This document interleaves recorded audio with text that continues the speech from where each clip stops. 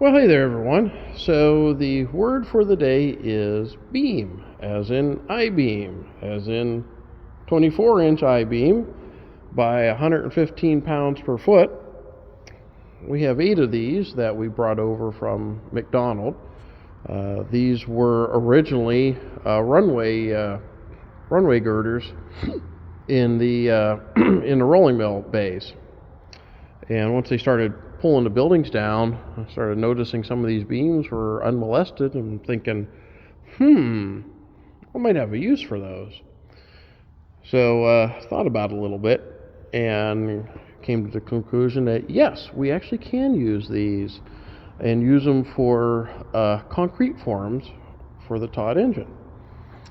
So this part of the concrete has to be about 2 feet thick up to where the floor level is.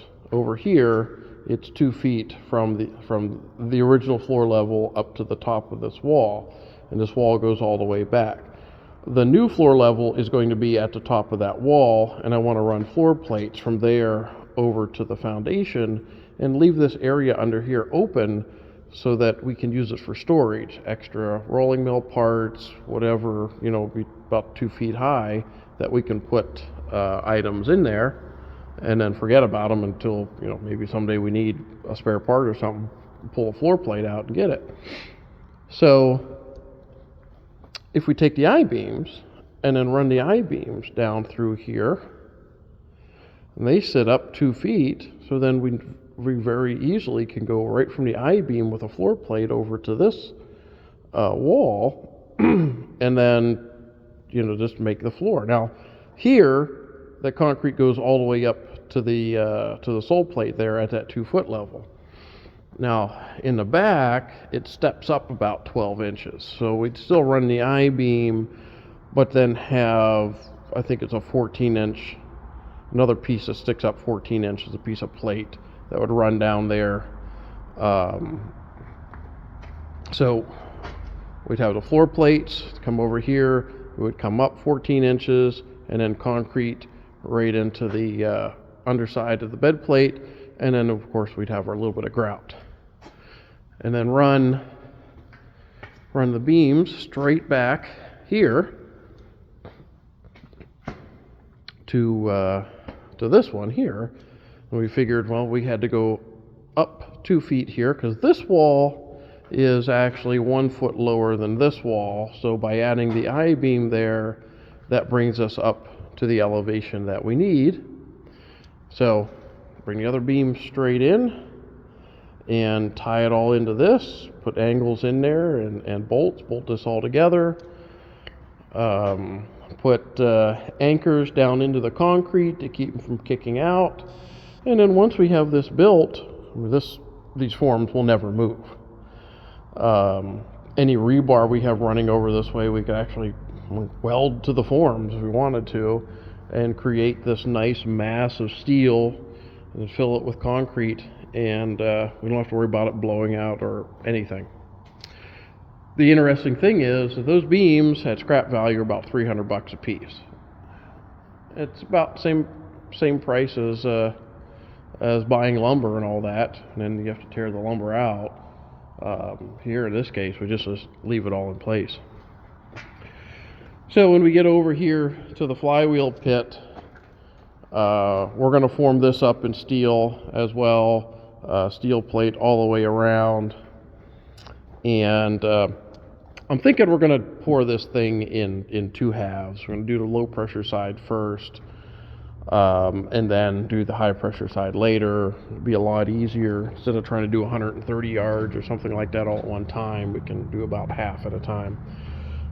So that means there would be a temporary wall that would be put in here, either a wooden wall or out of plate or something that the rebar and everything can then pass through, that ties the 2 sides together. Now this, what you see here, all this dirt and then broken up concrete and stone, we're going to dig this down at least 2 feet, maybe a little bit more. There's going to be a lot of digging in here to get this out of here. Reason being, by digging it down, it creates basically a beam that towards the bottom we will run rebar. Actually, we're not going to run rebar. We're going to run 85-pound rail. So I can get 85-pound rail cheaper than I can buying rebar, and it'll work just as well.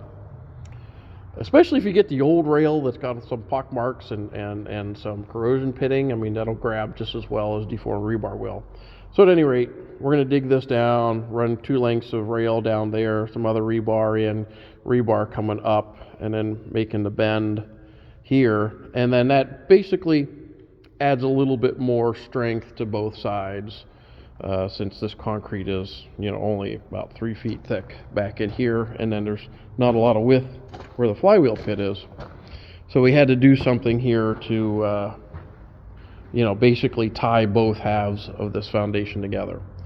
So it's not really sure exactly how we're going to do the digging. One way is, I'll possibly rent a tiny little mini excavator and bring it in here and then start digging this out.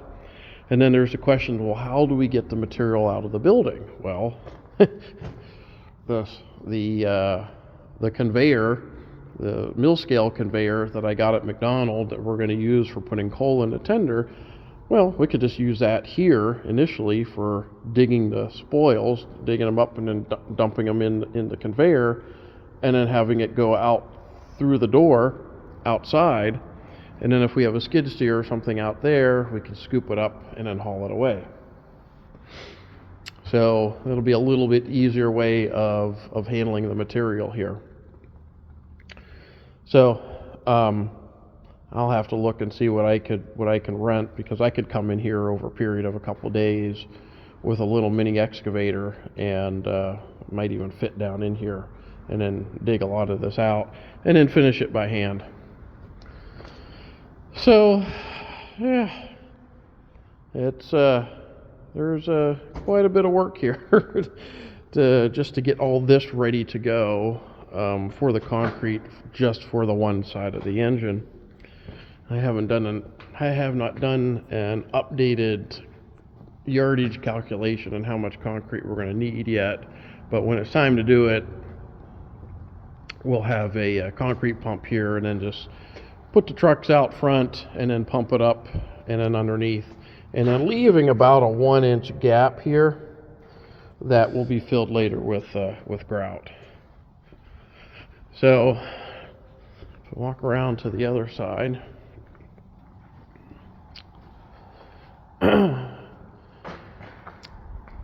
so that beam will come all the way up to the front and be about 4 or 5 inches in front of this casting. I'm going to run a steel plate across because we're very limited on space here. Just run a piece of plate over to here, and then another one of those 24-inch I-beams back here, and then have it cut across here. So we'll have this area here will be at the lower elevation, and then you'll walk up a set of steps to get up to the higher elevation, and the operating deck up here 2 feet higher than where it is now. And then I'll have to run traditional forms from here straight back to the middle of the flywheel pit to split this in half. And then we'll have also pieces of rail running across through here, put it like 2 inches or so above the existing floor, so that we get the concrete all around it and it gets a good tie-in. And then that rail here and the rail in the back, plus all the 1 3/4 inch rebar that I have that's going to go in here, will make one nice solid foundation, as good as we can get with what we have available here. And then once that's done, then we'll move over to this side and work on the high pressure side. The other nice thing is that once I get the low pressure side done, we'll go through and check alignment one more time, and if we find that the high pressure is still a little bit out of alignment, even though this side's solid in concrete, we can still move all this around, move the crankshaft around as necessary before we're ready to finish the high pressure. So that's pretty much the plan. Get all this ready to go, get this poured within the next couple of months, I hope. As you see, there's still a lot of stuff to clear out of here. It seems to collect itself. We clear it out and then it magically fills back in. But our days over at McDonald are just about over with because, well, there are hardly any buildings left anymore. We have a truckload of rail coming out this weekend. There's a forging hammer we're helping Rivers of Steel get for Carry furnaces. That's pretty much it. There's not much left. We got most of the good stuff here. So all right, everyone, that was just a little quick update on where I'm at with the concrete foundation for the Tod engine. Geez, I almost forgot to show you the most important thing we did here over the last couple of days.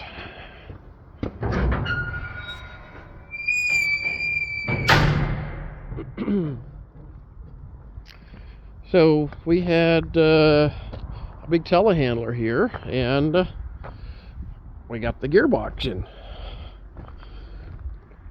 So now we have gearbox, the one pillow block, the pinion stand, and the 2 mill stands here. Everything is just about where it needs to go. Still have these bearings to put in. I still have to pick this up to get it aligned. Basically what I'm doing right now, I just want to get all the parts in place and get a good idea of what this all looks like. Later on, we've got to tear this all back apart and then line all this stuff up, and then go down and core drill into the foundation for the foundation bolts. So that means moving this stuff back out of the way, core drilling, put it all back in, have it sitting up high. This is about as high as this needs to go. Another set of forms around it, pour concrete, let it set up, and then do the 1 inch of grout underneath it to grout all these in. So we still have a lot of work to do out here, but I wanted to get everything together where it goes so we can get a good idea of what this is all going to look like. And it also gets all the parts out of the way and help me verify that I have everything.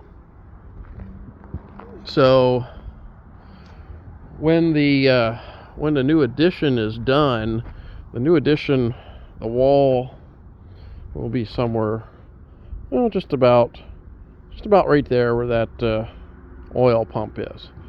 So the track will be inside. It'll be down at this lower level. This lower level here will be the same as the lower level in the front of the Tod building. So you'll basically be able to drive a forklift in and all the way in front of the Tod and back, with a big roll-up door back here and a roll-up door up front. In the winter time, this would be a good place to keep steam locomotives. We could just store them right on the track.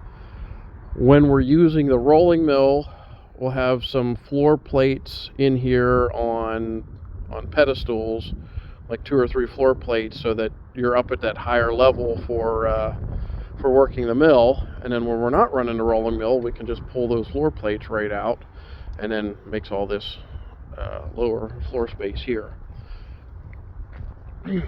So the plan is this summer, get the Tod engine foundation done. Later on in the summer, get all this lined up and grouted in.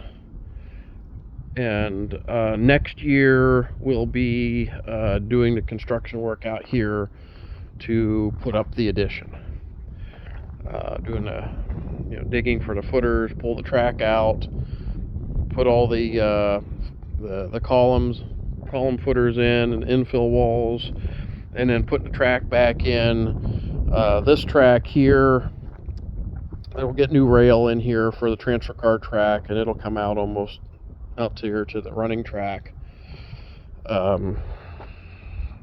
Yeah, there's an idea, maybe put a turntable in there. I'll have to see if I can rig something up so we can put a turntable in the floor. This floor in here will be raised up a little bit, so once we put the larger rails in, we're just going to concrete to the tops of the rails and then bond it to this original floor, so that we're not tripping over rails anymore. So I'd like to get a lot of that done next year. We'll see how funding goes and how far we get along this year. But I'm definitely going to get the concrete under this engine this summer, one way or the other. Going to move all this stuff out of the way, put the forms in. We're going to get it done. That's the highest priority right now. So, all right, everyone. I'm gonna head on home. Pretty tired. It's been it's been a pretty hectic week here. We've got a lot going on, so I think I'll go home and relax. But I'll be back at it again tomorrow. Now that the weather is in a little better shape, weekends there are going to be people here Saturday, Sunday after 10 a.m. both days. So if you're in the area, you want to stop by, come by after 10 a.m., come by for a visit. You want to stop and help out for a little while, spend as much time as you want, whatever. We'll be here. So hope to see some of you guys in person. All right, take care.